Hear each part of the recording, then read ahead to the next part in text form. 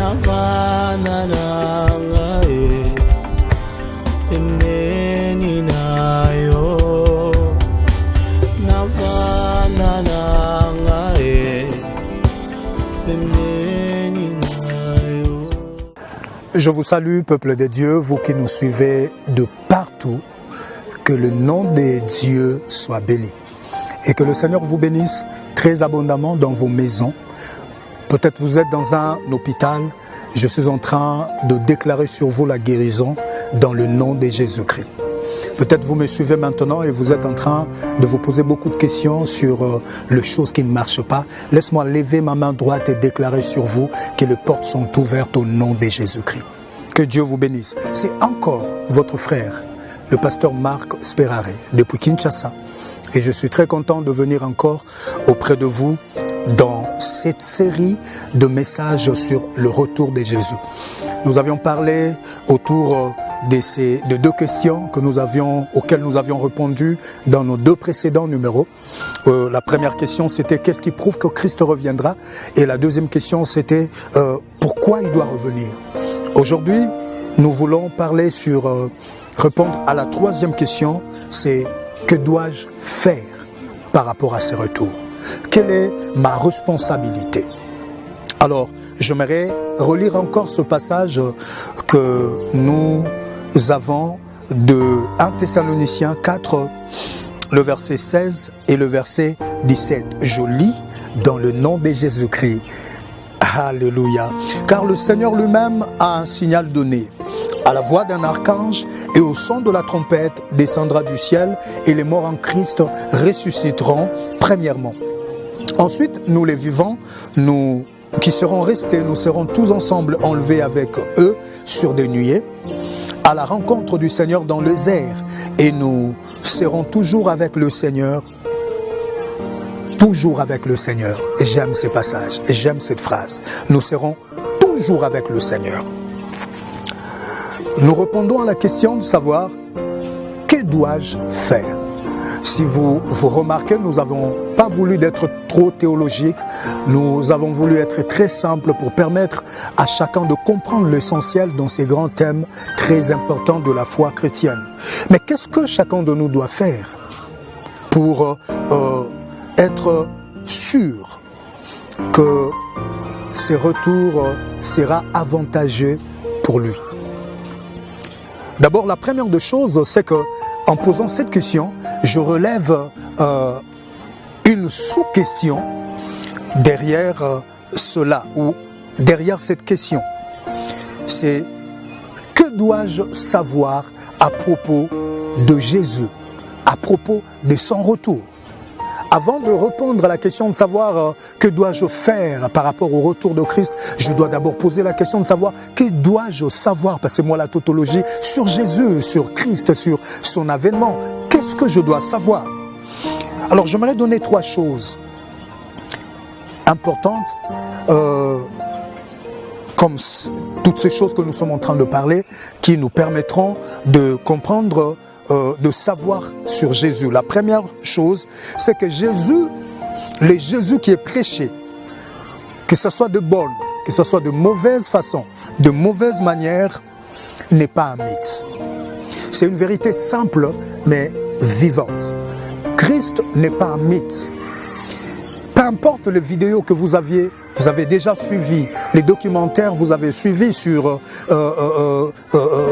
Christ qui serait un mythe, qui serait une invention de l'Empire romain ou de l'Occident. Moi, je voudrais vous dire que Jésus n'est pas un mythe. Jésus est vivant. Jésus est un Dieu vivant. La Bible dit dans Philippiens 1, le verset 15, j'aime ce passage. La Bible dit quelques-uns prêchent, je suis en train de paraphraser, vous le comprenez, prêchent par Christ par envie et par esprit de dispute. Mais la Bible ajoute, d'autres le prêchent avec disposition bienveillante. Il y a d'un côté ceux qui prêchent Jésus par esprit de dispute, par envie. Mais il y a aussi de l'autre côté des gens qui prêchent Jésus par de bonnes dispositions. Avec de bonnes dispositions, ce sont de bonnes personnes qui fournissent un effort de bien prêcher le Seigneur Jésus. Vous comprenez que il y a d'un côté des gens qui prêchent mal et de l'autre côté des gens qui prêchent bien.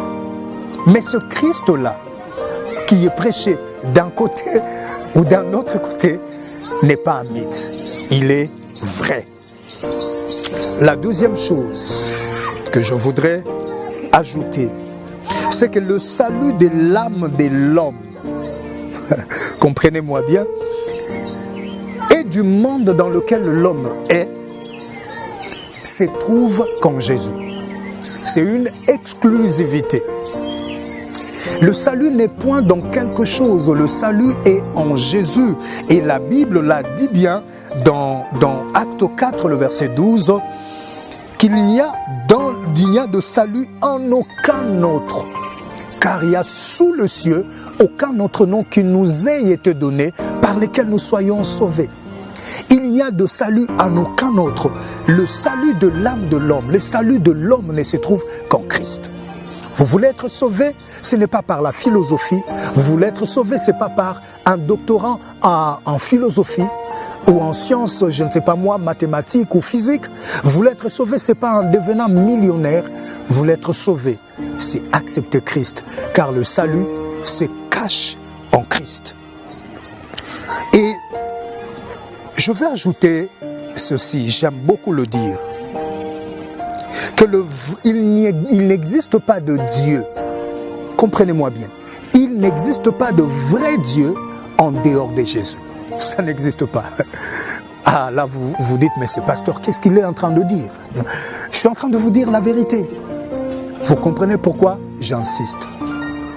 Dieu, le vrai, n'existe qu'en Jésus. C'est pourquoi Jésus pouvait dire que je suis le chemin, la vie et la vérité. C'est-à-dire, le chemin qui mène au Père, c'est Christ. Vous ne pouvez pas prétendre trouver Dieu en dehors de Jésus. Ça n'existe pas. Tout ce que vous trouvez en dehors de Christ est tout sauf Dieu.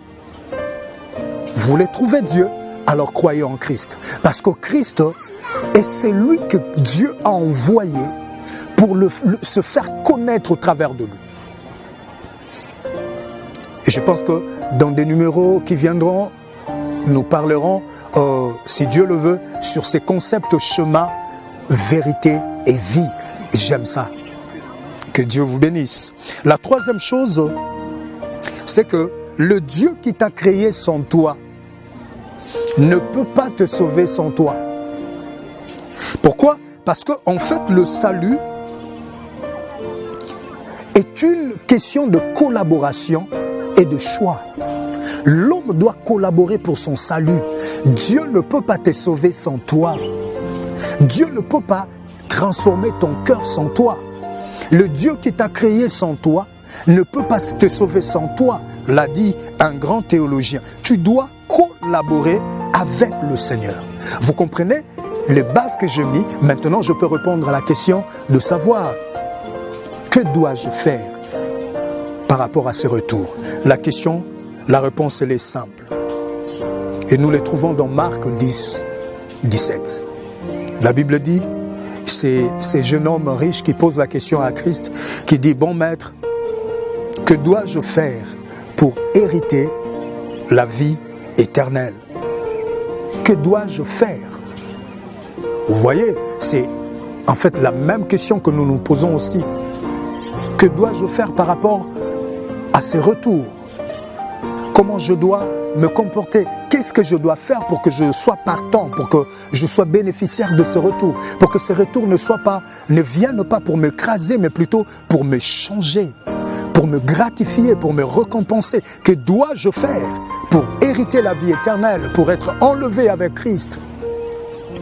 La réponse est dans Romains 10, 9. Alors je voudrais trouver ce passage, Romains 10, le verset 9. La Bible dit,